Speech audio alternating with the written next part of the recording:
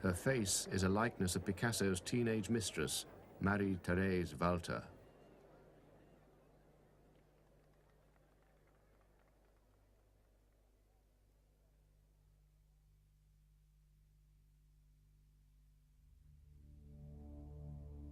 (1937). The outside world intrudes brutally upon the Minotaur's private hell. German bombers called in by the fascist General Franco attack the Basque town of Guernica. After 3 hours of continuous bombing, Guernica is destroyed. Picasso sides fiercely with the Republicans. He is appointed director of the Prado Museum and commissioned to paint a mural for the Spanish pavilion in the World's Fair. The result is Guernica.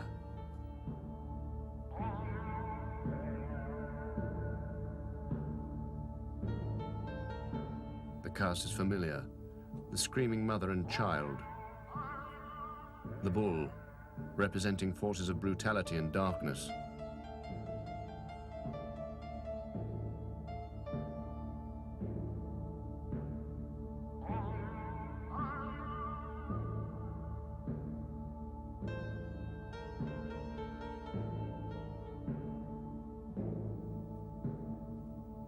The savaged horse. Once again, as during his blue period, Picasso all but dispenses with color. In stark black and white, he mourns the tragedy of Spain. Death is always present in the solitudes and caprices of the Spaniards, writes Picasso's friend, the poet Cocteau. While Franco rules, Guernica remains on show in New York. With the dictator's death, Picasso's powerful and enigmatic masterpiece finally returns to Spain. In its grey museum bunker behind bulletproof glass, conditions of war still prevail.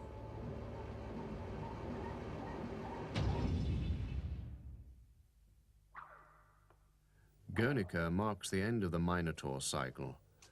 Another had begun in 1926 with The Painter and His Model. Again dispensing with color, Picasso, the most famous draftsman of the 20th century, sets his line free. It knits itself into mysterious knots and arabesques. It seems to lose its subject.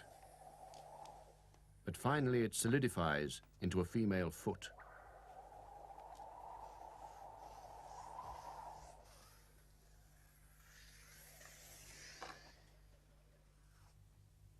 Picasso is painting in code.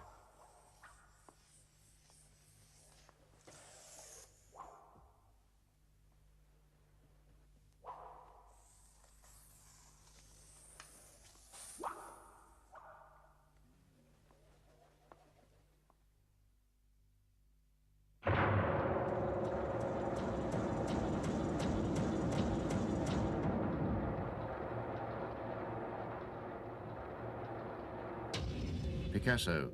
Painting is never prose, it is poetry. It is written in verse with plastic rhymes.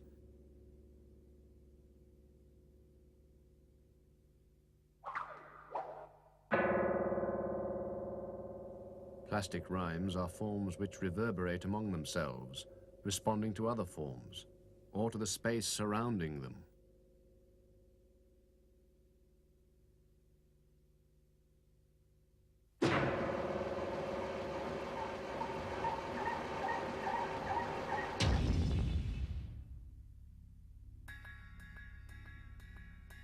Picasso is commissioned to design a monument to his old friend Apollinaire. The result surprises everyone. It is his most abstract work to date.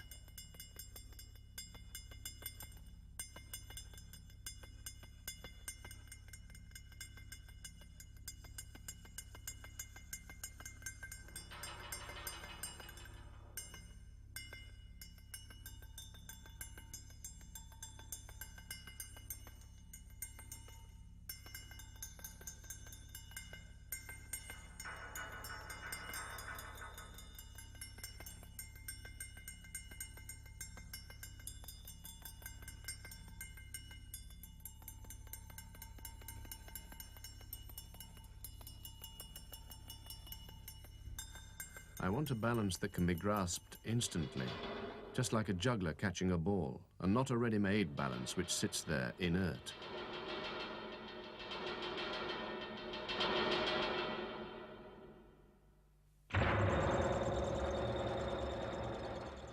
Picasso's code becomes more audacious. In 1929, he meets a 17-year-old girl outside a Parisian department store and seduces her. In this joyous still life, he paints a secret portrait of her. Her head is a bowl of fruit, her breasts a pair of ripe, upturned apples. Picasso represents himself as an old jug.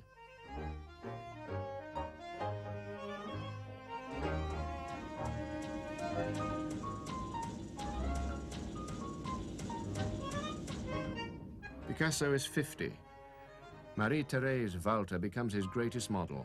Captivated by her youth and voluptuousness, he paints her obsessively over and over again.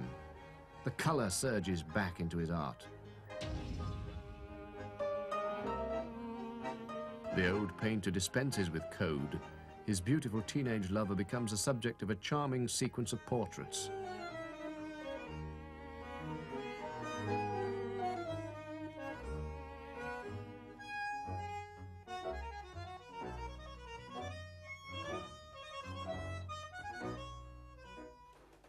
Marie-Thérèse reading. Picasso plays with his model's curvaceous outlines. The plastic rhymes become rhymes of color.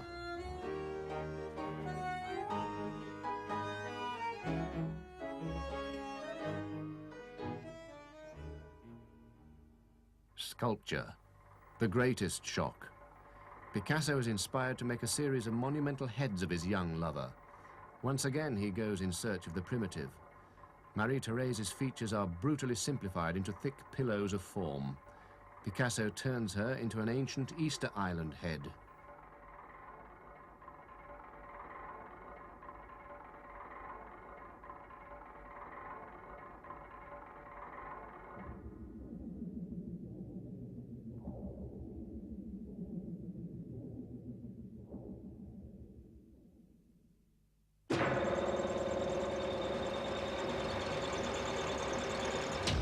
Marie-Thérèse is a quiet, simple girl.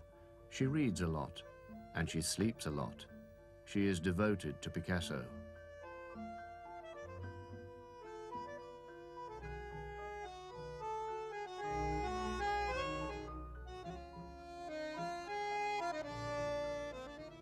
Once again, he paints her as if she were a basket of luscious fruit ripening in the sun.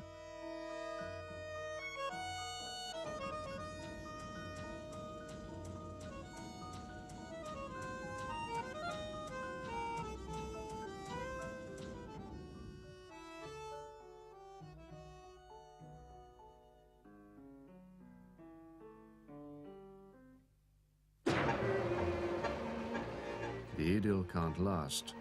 Picasso and Marie-Thérèse carry on their affair furtively, on the beach, in the garden.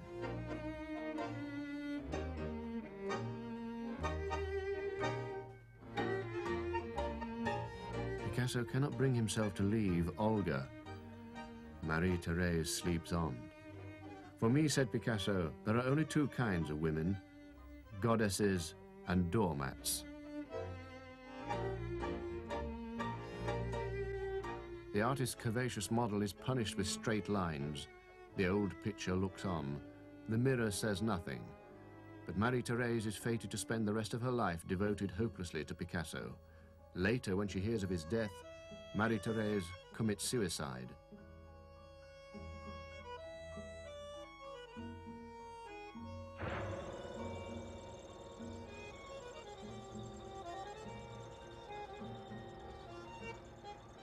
In 1935-36, Picasso's domestic situation becomes so complex that for the first time in his life he finds he can't paint.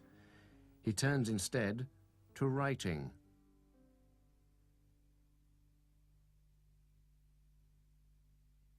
The poet Paul Eluard asks for an anonymous analysis to be made of Picasso's handwriting.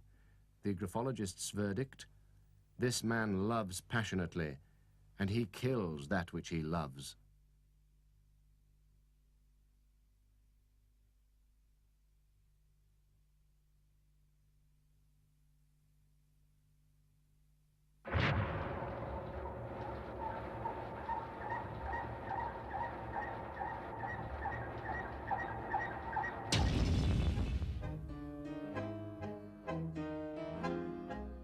Picasso takes a new mistress, The Yugoslav photographer